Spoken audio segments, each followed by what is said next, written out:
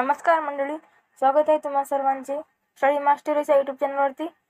मित्रांनो, आजच्या व्हिडिओमध्ये आपण 8 ऑक्टोबरचे काही करंट अफेअर्सचे प्रश्न बघणार आहोत, जे की महत्त्वाचे आहेत। चला तर व्हिडिओला सुरुवात करूया। आपला पहिला प्रश्न आहे, 98व्या अखिल भारतीय मराठी साहित्य संमेलनाच्या अध्यक्षपदी कोणाची नियुक्ती करण्यात आली आहे? तर डॉक्टर तारा भावळकर यांची 98व्या अखिल भारतीय मराठी साहित्य संमेलनाच्या अध्यक्षपदी नियुक्ती करण्यात आली आहे। त्यानंतर पुढचा प्रश्न, 98व्या अखिल भारतीय मराठी साहित्य संमेलनाचे आयोजन कुठे करण्यात आले होते? तर हे आयोजन नवी दिल्ली येथे करण्यात आले होते। 98व्या अखिल भारतीय मराठी साहित्य संमेलनाचे आयोजन नवी दिल्ली येथे करण्यात आले होते। त्यानंतर पुढचा प्रश्न, देशातील पहिले संविधान भवन महाराष्ट्रातील कोणत्या ठिकाणी स्थापन होणार आहेत? तर पिंपरी चिंचवड येथे देशातील पहिले संविधान भवन महाराष्ट्रातील पिंपरी चिंचवड या ठिकाणी स्थापन होणार आहे। त्यानंतर पुढचा प्रश्न, बिग बॉस मराठी सीझन 5 चा विजेता कोण ठरला आहे?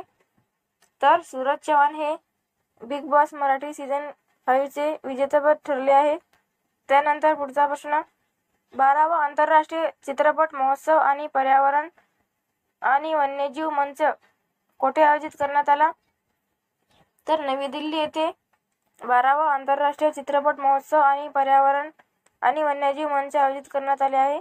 त्यानंतर पुढचा प्रश्न, देशातील सर्वात मोठे बापू टावर कोठे तयार करण्यात आले आहे? तर बिहार येथे देशातील सर्वात मोठे बापू टावर तयार करण्यात आले आहे। त्यानंतर पुढचा प्रश्न, बंजारा समाजाचे श्रद्धास्थान असलेल्या वाशिम जिल्ह्यातील पोहरादेवी येथे बंजारा विरासत नंगारा म्युझियमचे लोकार्पण कोणाच्या हस्ते करण्यात आले? तर नरेंद्र मोदी यांच्या हस्ते बंजारा समाजाचे श्रद्धास्थान असलेल्या वाशिम जिल्ह्यातील पोहरादेवी येथे बंजारा विरासत नंगारा म्युझियमचे लोकार्पण नरेंद्र मोदी यांच्या हस्ते करण्यात आले आहे। त्यानंतर पुढचा प्रश्न, इराणी कप 2024 कोणत्या संघाने जिंकला? तर मुंबई या संघाने इराणी कप 2024 जिंकलेला आहे। त्यानंतर समोरचा प्रश्न, जगभरात 34वा वृद्ध व्यक्तींचा दिवस केव्हा साजरा केला जातो? तर 1 ऑक्टोबर हा दिवस जगभरात 34वा वृद्ध व्यक्तींचा दिवस म्हणून साजरा केला जातो। त्यानंतर पुढचा प्रश्न, जागतिक कापूस दिवस दरवर्षी कोणत्या दिवशी रोजी जगभरात साजरा केला जातो? तर 7 ऑक्टोबर हा दिवस जगभरात जागतिक कापूस दिवस म्हणून साजरा केला जातो। तर आपल्याला जागतिक कापूस दिनाची थीम बघायची आहे। तर थीम आहे कॉटन फॉर गुड आणि पहिला जागतिक कापूस दिन हा 7 ऑक्टोबर 2019 रोजी स्वित्झर्लंड मधील जिनिव्हा येथे WTO मुख्यालयात साजरा करण्यात आला होता। त्यानंतर पुढचा प्रश्न, चीन, स्वित्झर्लंड आणि जपाननंतर भारत परकीय चलनसाठा 700 अब्ज डॉलरचा टप्पा ओलांडणारा कितवा देश ठरला आहे? तर भारत हा 4था देश ठरला आहे।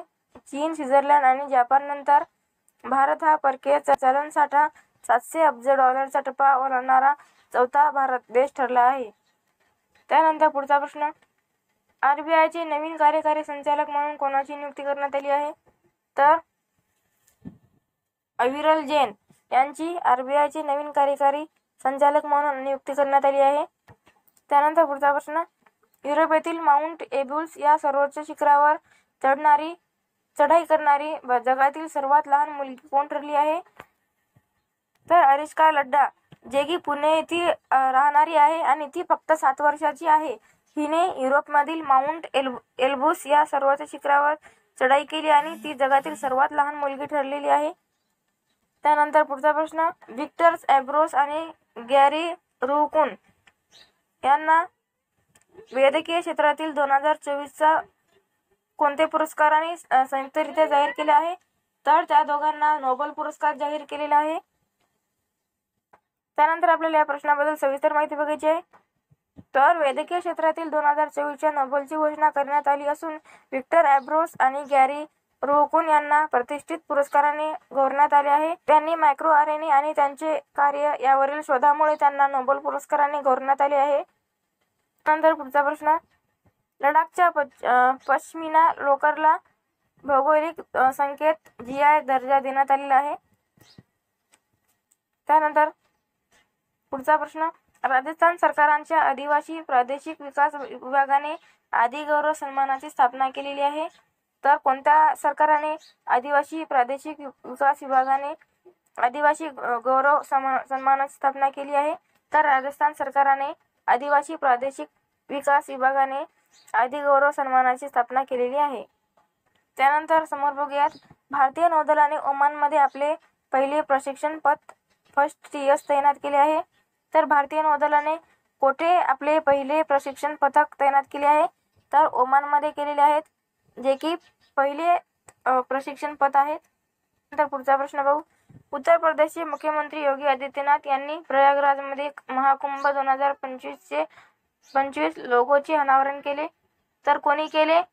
मुख्यमंत्री योगी आदित्यनाथ केले. आणि कुठे केले? तर उत्तर प्रदेशमध्ये केलेले आहेत. आणि कशाचे केले अनावरण? तर प्रयागराजमध्ये 2025 महाकुंभ लोगोचे अनावरण केलेले आहेत. तर उत्तर प्रदेशचे मुख्यमंत्री योगी आदित्यनाथ यांनी प्रयागराजमध्ये महाकुंभ 2025 लोगोचे अनावरण केले आहे. त्यानंतर समोर बघूयात, UPI प्रणाली लागू करणारे त्रिनिदाद आणि टोबॅगो पहिले कॅरिबियन राष्ट्र ठरले आहेत. तर आजच्या व्हिडिओचा टेस्ट क्वेश्चन बघूयात. बंजारा समाजाचे श्रद्धास्थान असलेल्या कोणत्या जिल्ह्यातील पोहरादेवी येथे बंजारा विरासत नंगारा म्युझियमचे लोकार्पण नरेंद्र मोदी यांच्या हस्ते करण्यात आले? तर मित्रांनो, या क्वेश्चनचे आन्सर तुम्हाला कमेंट करून सांगायचे आहे. त्यानंतर व्हिडिओ आवडला असेल तर लाईक करायला विसरू नका. धन्यवाद.